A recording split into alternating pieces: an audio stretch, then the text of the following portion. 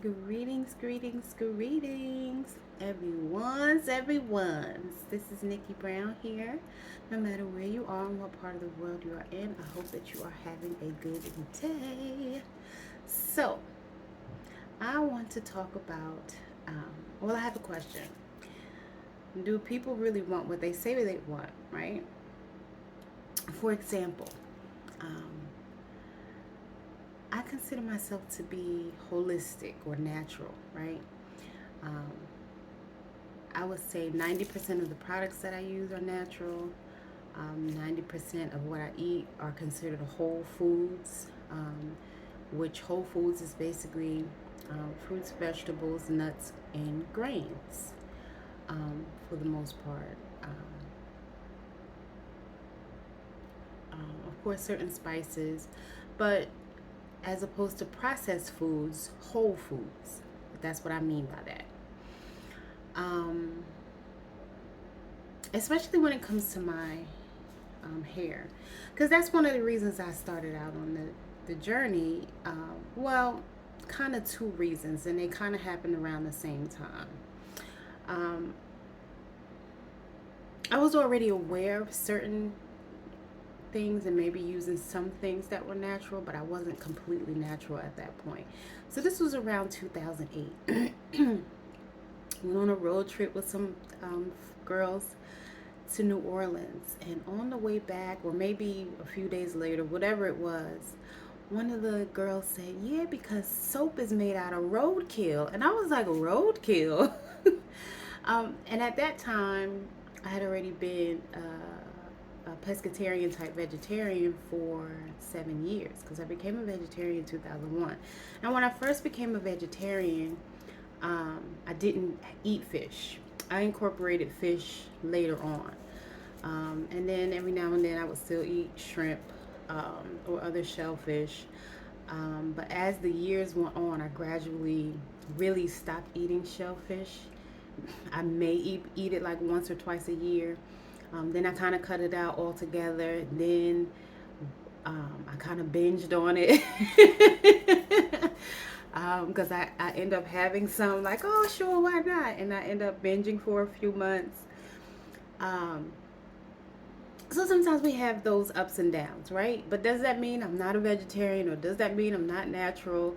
No, it just means that I had a moment and I gave into it, and all's well, right? Um, so once I found out about the soap, I was like, oh yeah, I'm not eating meat, so I definitely don't want the meat on my body, because I did already have that understanding that whatever we put on our skin get absorbed into our skin and basically into our bloodstream and could lead to dis-ease, right? So I was like, okay, no more, you know, commercial soap, we'll say.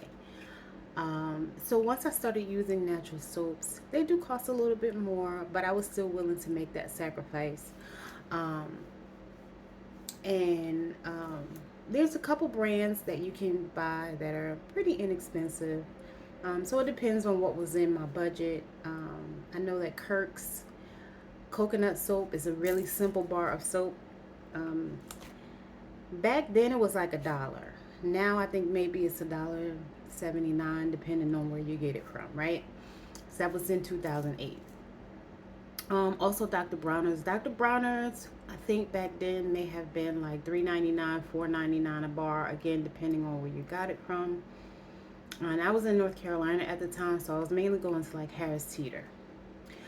Um, then that's the bar soap. Then you had the Dr. Bronner's liquid soap, which you can get a big jar of the liquid soap and you can kind of half it, because a little bit goes a long way. So that big jar or big bottle, you can basically make two of those. You could pour out half into another jar or container and add water to it. You can even use it to clean with. You could even use it to brush your teeth with if you want to. Like, but you would really have to dilute it. Um, but it's basically just Castile soap, right? And so I've used it for multiple purposes. Then around 2000, hmm, maybe 15 or 16, I started making my own soap. So I kind of cut out that expense for myself. Um, and so for the most part, that's basically what I still do. Do I still buy other soaps? Yes. Sometimes I may see something that I want to try. Sometimes people will recommend something, but I typically still stick to the all natural stuff. Um, there, there is one that I'm almost finished with, um, and I can recreate the scent. I just haven't done it yet, but it smells really good. And I sometimes one of my friends told me about it about 3 or 4 years ago. And I do like, again, I like the way it smells, and I like the bubbles that it makes when I take a bath, because the natural soaps that I make, natural soaps don't typically foam up like commercial soaps because they don't have the same chemicals in it. Like there are certain agents that are put in the soap in order to get them to, you know, to form bubbles, right? So I do kind of use that for bubble baths. It's not sensitive to my lady parts like some other bubble baths are. So I'm okay with using it. But then again, it's still what's in the budget. So I prefer to use natural detergents, right? Now I can make those natural detergents myself, um, or I can buy them. Now, here's the thing, right? At the moment, the budget may call for me to buy a 99-cent bottle of dish detergent, whereas I may prefer a 4.99 bottle of dish detergent. But then if I make that same dish detergent myself, I may have to spend anywhere between $30 and $50 on the ingredients. Now, of course, I can get multiple um, bottles of detergent from this batch that I make, but still, you have to kick out that initial um, costs in order to make that happen, because you have to buy the bottles, the ingredients that goes inside the bottles, um, and some of those things, or depending on what it is. Again, it could cost anywhere between $30 and $50 just to make something that you can conveniently go to the dollar store and buy, um, for $1 to $5 or more, depending on if you want to buy a really big bottle. Might cost you 10 to 15 depending on the brand, right? But when I buy big bottles of dish detergent like that, they usually last me at least 3 to 6 months. So you kind of have to weigh your pros and cons. Again, does that mean that I'm a hypocrite? No. But of course, you'll have some people that'll say, "Oh well, she natural, but she used Dawn dish detergent," as if to take away from all the work or the progress that you've done, or as if to say you're not keeping your word, or you're not really serious about what you say you want, right? So that was kind of my purpose of doing this video. If somebody changes their mind or decides to do something different, does that mean that they're not taking this thing seriously? Do you know the reason why they chose to go a different way in that moment? Or do you just want a reason to criticize and judge this person because you want them to be a certain way and they're not the way you want them to be? So now you use this as an opportunity to judge and criticize as if they're not taking this seriously, when in fact that may not be the case at all, right? Like I said, when it comes to hair care products, I kind of do half and half. I've become a product junkie when it comes to my hair over the years. I've used a lot of natural brands, but I also use products that I make on my hair as well. Unless I'm wanting to do something specific, like say damage repair, or use a hydrating mask that somebody recommended. Yes, I can make my own hair mask. I do make my own hair mask. I make my own conditioner, leave-in conditioner, hair oil, shampoo, all of those things, right? But there are times, again, where somebody may recommend something and it says, oh, well, if you have fine hair, which I do, right? You can try this or you can try that, right? So sometimes I may say, oh, let me try that to see uh, if it'll work for whatever um, concern I want to target at that moment, right? Um, Again, does that mean that I'm not doing something anymore, or I'm not saying what I mean, or meaning what I say, or doing what I say? No, it doesn't. But again, are we looking for reasons to justify hating on people's difference? And I don't even like to use that word, hating on people's difference, but that's what some people do. They try to look for reasons, again, to judge and criticize because they can't find anything else. So they'll just come up with something petty like, again, oh, well, she's natural, but she used Dawn dish detergent. As if this now somehow makes you a not so good person and takes away from the fact that, your 90% of your life is basically uh, holistic. And it does take resources to maintain that type of lifestyle. Um, and it does require a certain amount of time, a certain amount of energy, especially if you're, you know, may have to go to a certain store. You may have to go to a Whole Foods. Whole Foods may be 30 minutes to an hour away from you. I know when I lived in Greensboro, North Carolina, Whole Foods was about 40 minutes away. It was in Winston-Salem. And so I would have to leave Greensboro to drive to Winston if I wanted to go to Whole Foods or even Trader Joe's. There was a Trader Joe's there too. So in order for me to buy from those markets, I would have to drive at least 40 minutes. When I was in Raleigh, I think I had to drive at least 35 minutes to get to. Now, Trader Joe's was closer. Trader Joe's was about 15-20 minutes away. But Whole Foods was about 30 to 35 minutes away from my home at that time. Now, without traffic, I can get to Whole Foods in about 22 minutes without traffic. Without traffic.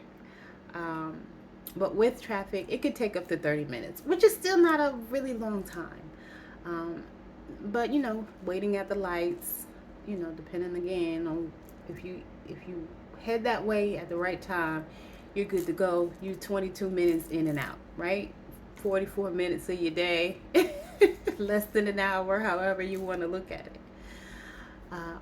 But again, sometimes we like to judge and criticize when we don't understand or even know all the answers. And for whatever reason, we don't like to ask. Why is that we can't take the time to have an open and honest discussion with someone and say, well, why is this way?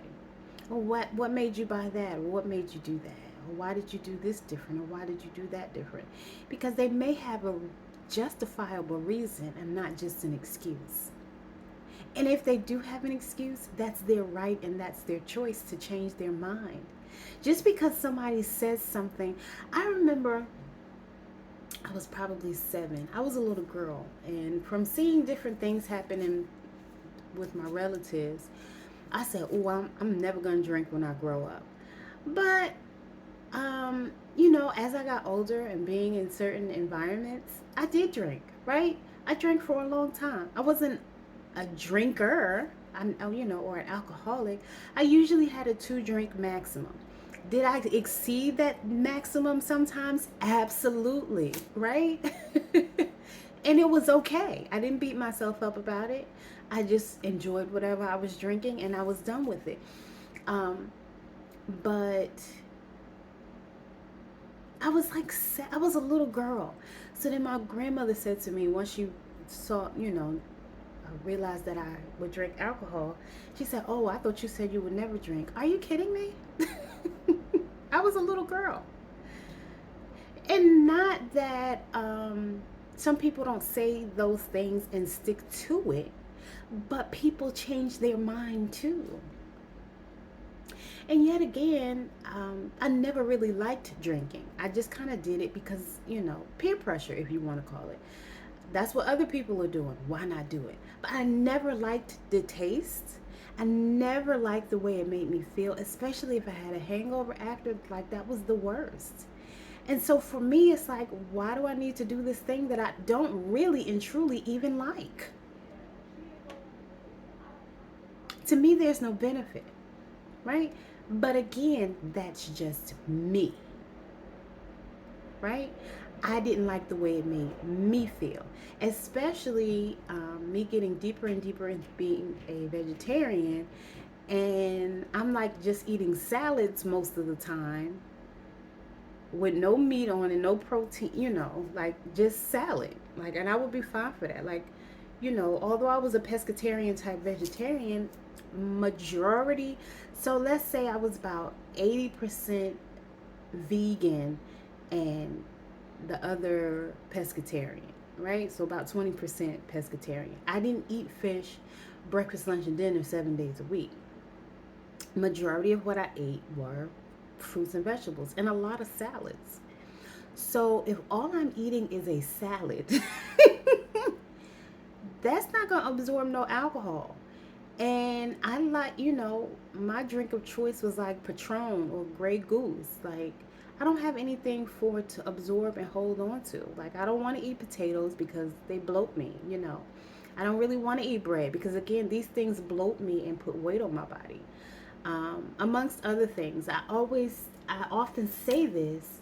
If you remember being a little kid in pre-K or kindergarten and you use flour and water to make glue with your paper mache products. So anything that you eat that's a starch that has, you know, flour and water mixture like bread, crackers, cookies, cakes, especially when you add sugar, it sticks to your body like glue, just like those paper mache projects. And sometimes people wonder, well, how come I'm not losing weight? I even had a friend one time say, oh, well, I'm eating salads every day. So I said, well, what are you putting on your salad? Right? So she named all the good stuff. Oh, lettuce, tomato, onion, olives, whatever, cucumbers, right? And then she said croutons. I said, do you realize if you put croutons on your salad every time you have a salad, those croutons, the amount of croutons that most people will put on their salad would be equivalent to a slice of bread, right? So if every time you eat a salad, you're basically eating a slice of bread, you might as well just eat the bread. It's the same thing. And so the reason you're not losing weight is because you're eating croutons. If you want something crunchy on your salad, I suggest pumpkin seeds or sunflower seeds. But not anything that's made from flour and water. Not potatoes, not rice. A seed or a nut, walnuts. Um, those taste good on the salad too. If you have to have something crunchy.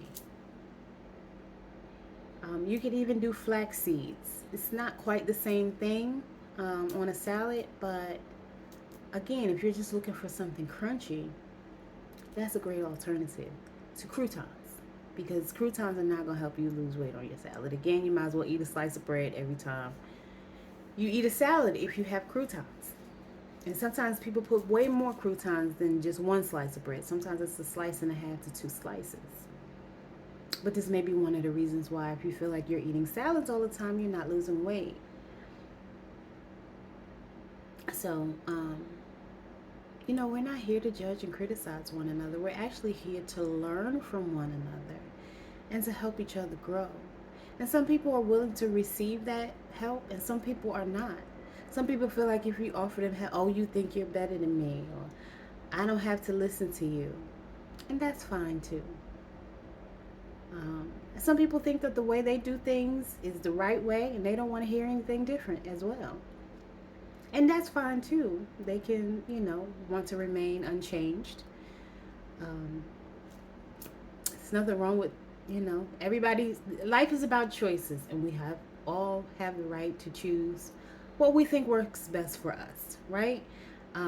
But you can't tell somebody, oh, the way that I do things is better than the way you think, than the way you do things, so you should just listen to me. No, it's not even about that. But if that person thinks that way, when you give them advice, they think that you're coming from that same perspective because they think that their way is the right way and that there is no other way, right?